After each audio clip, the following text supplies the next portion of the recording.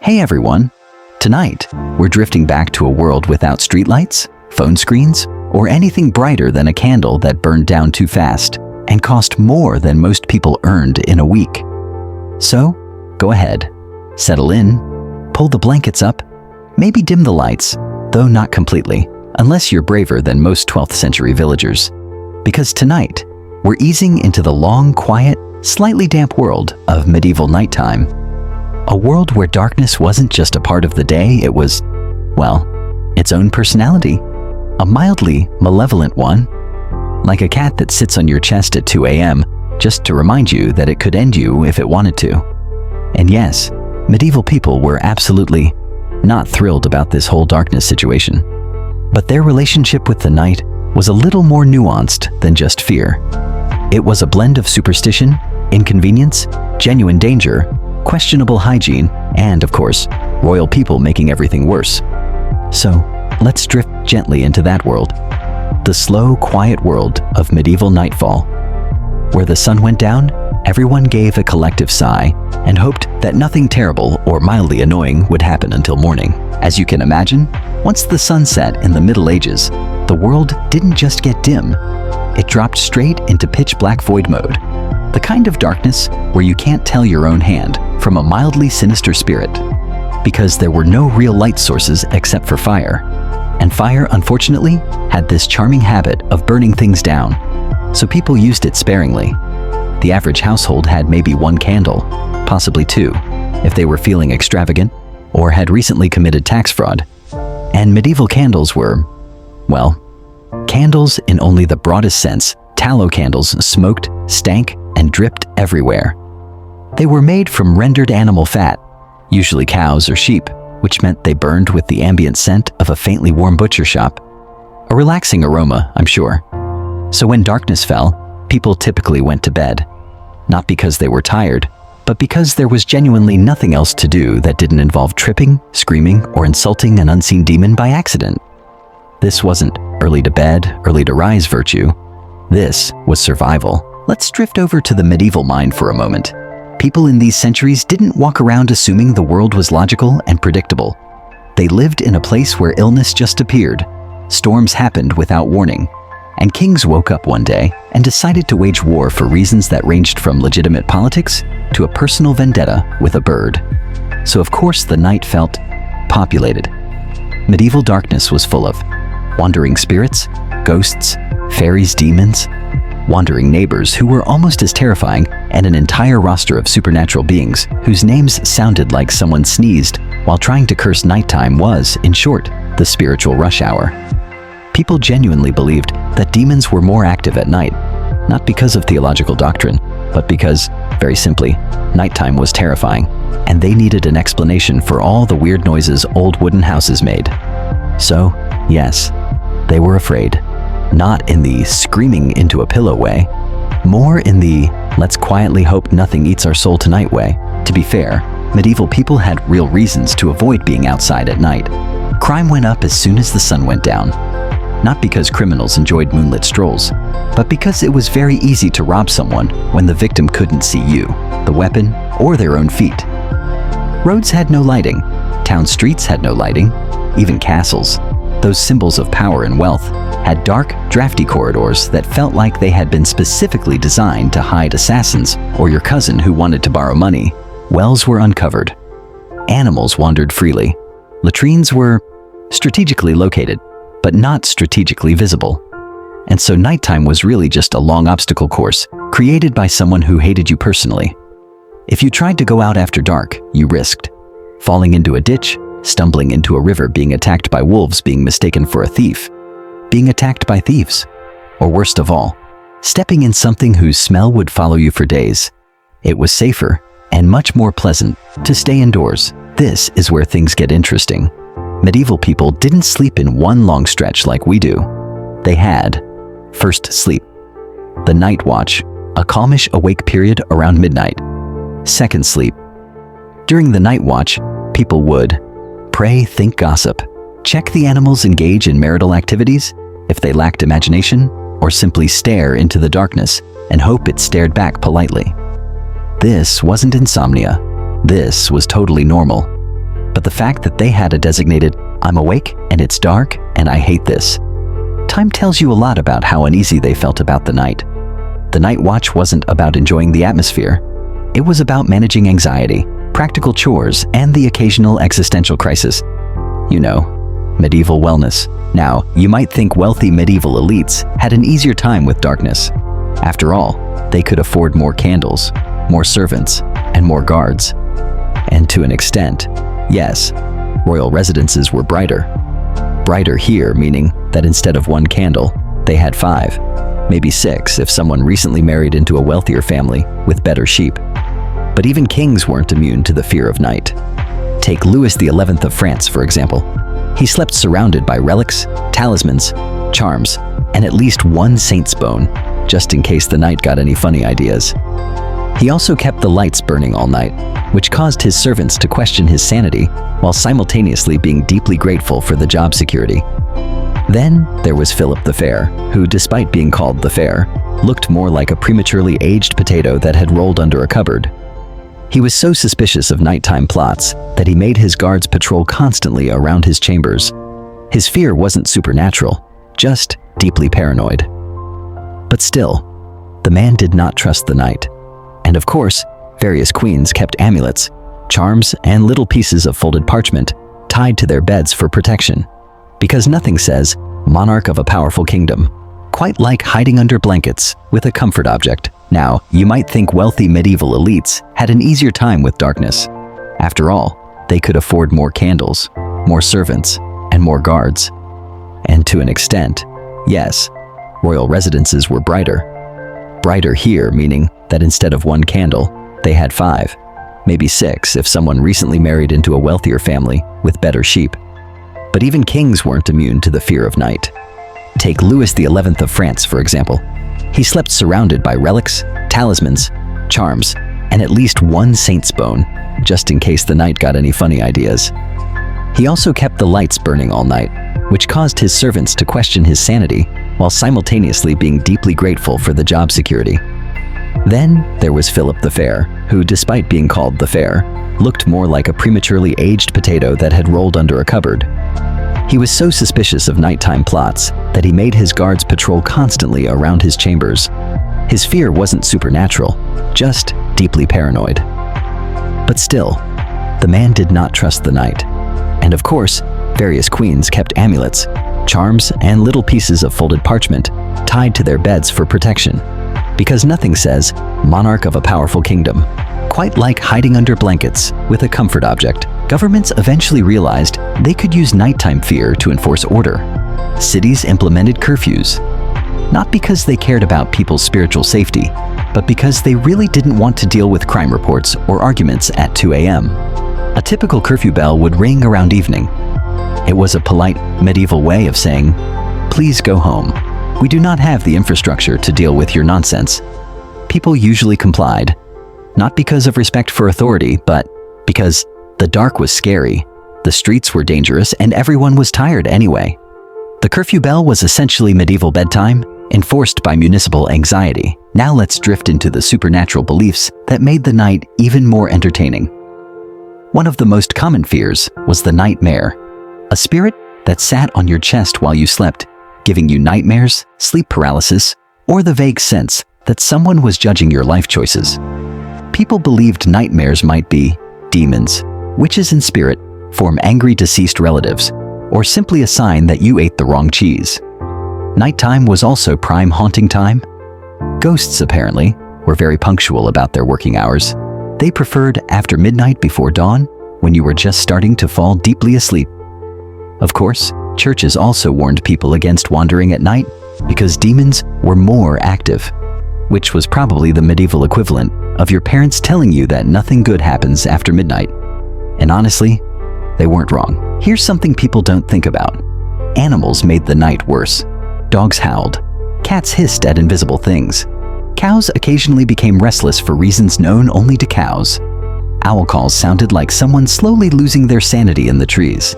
And roosters sometimes decided to practice their morning routine several hours early to the medieval ear. All of this sounded like supernatural chaos. Even worse, wolves roamed the outskirts of towns. Wolves were basically the Middle Ages version of a horror soundtrack, always somewhere in the distance, reminding you that nature did not consider you special. A medieval home was not the sort of place you wanted to navigate without light. Flooring was uneven. Objects were placed wherever they happened to land. The furniture was pointier than necessary, and people slept in tight spaces with extended family. So stepping on someone's face was a nightly risk. Windows had no glass, doors didn't always latch, and wind whistled through cracks in ways that made the whole house sound haunted, even when it wasn't. So, yes, people avoided moving around at night because it was a full-contact sport with low chances of survival. Yes, but also, no, they weren't terrified in a horror movie sense. They weren't screaming or shaking every time the sun went down. They just had a healthy, entirely reasonable caution about darkness. Darkness meant danger. Darkness meant the unknown. Darkness meant maybe sleep now and hope the house doesn't collapse. It was fear, wrapped in practicality, wrapped in superstition, wrapped in the unmistakable scent of tallow candles. Night was simply not their favorite. And really, who can blame them? Hey everyone. Now that we've wandered through the long medieval night, let's drift softly into another dimly lit hallway of history. A hallway filled with portraits of kings and queens who looked, well, remarkably similar to one another, suspiciously similar. The kind of similarity that suggests maybe the family tree didn't branch so much as it gently looped back on itself. Tonight, we're easing into the world of royal inbreeding, a topic that is, admittedly, a little tragic, a little fascinating, and occasionally a little funny, in that darkly gentle way where you're not laughing at historical people, just near them. So lie back, let your mind wander, and try not to think too hard about how many kings in European history were technically their own distant cousins, nephews, uncles, or, on one unfortunate occasion, grandsons. Let's settle into the warm, slightly uncomfortable glow of dynastic genetics. Royal inbreeding didn't happen because medieval monarchs lacked options. They had options. Too many options, probably. But dynastic politics valued purity, not in the moral sense, but in the please don't dilute our claim to the throne with someone who isn't at least vaguely royal sense. In their minds, marrying commoners was basically inviting chaos. Commoners had opinions. They had relatives with questions. They had illnesses that weren't well documented. So royals married one of the few groups they trusted, themselves. It was convenient, safe, and dramatically reduced the need to make small talk with strangers. Of course, this strategy slowly degraded the collective gene pool to the consistency of warm porridge. But no one worried about that. They were too busy worrying about inheritance rights, neighboring borders, and who had offended who at the last banquet. So the inbreeding continued, and the results were uniquely memorable. If we're talking about inbreeding, we might as well start with its poster child, Charles II of Spain, the final ruler of the Spanish Habsburg line. Charles was the kind of king who made doctors question their career choices. He was born into a family where the royal relatives had been marrying each other for, well, centuries. Centuries of keeping the bloodline pure resulted in a monarch who had roughly the genetic diversity of a puddle. Now Charles was a gentle soul. He meant well, but life had not given him many advantages. People described him using phrases like physically and mentally weak, permanently ill, unable to walk until he was 8, looked like his face had been assembled by someone in a hurry. To be fair, Charles didn't choose any of this. He simply inherited it, along with the throne and a political system held together with duct tape and prayer. He had the famous Habsburg jaw, an enormous protruding structure that made it difficult for him to chew, speak clearly, or close his mouth fully. Imagine being a king, trying to inspire awe while constantly drooling. Not ideal, but Charles had more serious problems too. He had developmental delays, chronic illnesses, and a body that simply refused to cooperate with the concept of adulthood. His advisors took one look at him and thought, yes, the empire is doomed. But in a whisper. Because you don't say that out loud around a king, even a very gentle one. Charles died childless, which, ironically, was the healthiest decision he ever made for future generations. Charles II wasn't an anomaly. He was the inevitable result of a dynasty that approached marriage like it was a seasonal sale at the immediate family section. The Habsburgs married cousins the way modern people buy coffee. frequently without thinking, and sometimes twice before noon. Many Habsburg portraits have that distinctive look. Elongated faces, drooping lower lips, slightly confused eyes, and the expression of someone who has just discovered that offices have meetings. This isn't to mock them, just to acknowledge that the family wasn't known for its robust genetic diversity. Their motto could have been, strength through repetition. The results ranged from mild quirks to severe disabilities, but the dynasty trudged on, determined to prove that genetics was merely a suggestion. Charles II wasn't an anomaly. He was the inevitable result of a dynasty that approached marriage like it was a seasonal sale at the immediate family section.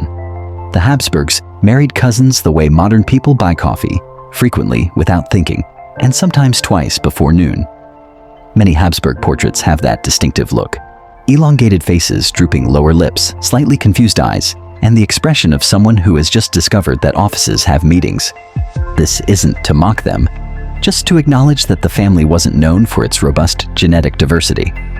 Their motto could have been, strength through repetition. The results ranged from mild quirks to severe disabilities, but the dynasty trudged on, determined to prove that genetics was merely a suggestion. Now, the Medici weren't as inbred as the Habsburgs, mostly because they married strategically rather than obsessively. But even they had their share of questionable pairings and tragic outcomes. Take Cosimo II's children, for example. By the time the Medici bloodline reached the 17th century, many heirs were frail, sickly, or deeply confused about basic responsibilities. One of the later Medicis, Giangastone, was so tired of life, and people in general, that he spent most of his reign hiding in his rooms, refusing to meet visitors, and speaking only to a small circle of servants who tolerated his grumpiness. His marriage, unfortunately, was a disaster. He married his cousin, Anna Maria Francisca, who was so unpleasant that contemporary accounts described her as unbearably arrogant and completely insufferable. Giangastone retreated into depression, alcoholism, and avoidance, none of which produced heirs, which is why the Medici line sputtered out like a dying candle. Giangastone wasn't inbred to Habsburg levels, but the cumulative centuries of aristocratic cousin swapping didn't help another mildly tangled family tree belong to the Stuarts, the dynasty that ruled Scotland and later England. Their inbreeding wasn't extreme, but the Stuarts had another issue: fragile health, generations of respiratory diseases, nervous conditions, and bizarre reactions to stress. One of the most memorable figures was Mary, Queen of Scots, whose genetics weren't particularly disastrous, but whose life choices were. Her son, James VI and I, didn't have severe genetic disorders, but he did have a tendency to drool, a fear of knives, and a personality that wavered between scholarly and paranoid. James's children didn't fare much better. Charles I had this sort of delicate constitution that made him look permanently startled. He walked with a stiff gait, spoke hesitantly, and generally gave off the vibe of someone who would apologize to a tree if he bumped into it. And while the Stuarts weren't as inbred as the Habsburgs, they had a habit of marrying continental cousins, because of course they did. Everyone did. Next, we drift over to the French Bourbons, a family known for two things. 1. Being extremely attractive in their youth. 2. Dying of smallpox, tuberculosis, or general misfortune at alarming rates. The Bourbons had the opposite problem of the Habsburgs. They married for beauty and prestige rather than genetic strategy. This led to fragile lungs, delicate immune systems, and short lifespans combined with questionable decision-making skills. Take Louis XIV, the Sun King. He had incredible health for most of his life, but he spread his questionable genetics far and wide through dozens of illegitimate children. His legitimate heirs, however, were another story. 3 generations of princes died before him, leaving behind weaker and weaker heirs who seemed allergic to being alive. By the time Louis XVI came along, the family line had accumulated enough hereditary issues to guarantee a spectacularly unfortunate reign. Not genetically unfortunate, though, mostly politically.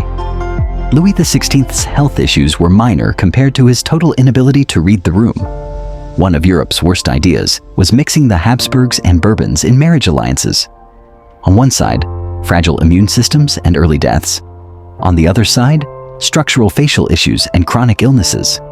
The result was a new generation of royals who inherited the least helpful traits from both sides. This included weak jaws, weak spines, weak political instincts, and weak chances of surviving childhood Europe. Looked at this situation and thought, yes, more of that. The alliances continued, the genetics worsened, and the heirs became increasingly delicate, like porcelain dolls that cost too much and couldn't stand upright. Not really. They didn't understand genetics. They understood divine right lineage inheritance and occasionally hygiene, but not often. If a child was born sickly, they blamed sin, curses, improper breastfeeding, air temperature, the alignment of the stars, or the fact that the midwife sneezed at the wrong moment. They did not blame the fact that the parents were second cousins, first cousins, or siblings once removed. As long as the royal blood stayed pure, they considered the system successful, even if the children were not. Now all of this is soft, gently ironic history, but beneath the humor, the story is sad. Many of these royal children lived painful, short lives. Many adults were chronically ill, mentally unwell, or socially isolated. Royal courts mocked them, even as they desperately tried to hide their suffering. They didn't choose these genetic fates. Their parents didn't fully understand the consequences. And the system wasn't designed for human well-being, only for political stability. Still, the results were memorable, and the dynasties they belonged to shaped European history in enormous ways. And their portraits, pale, elongated, strangely expressionless, still stare at us from museum walls with a quiet melancholy.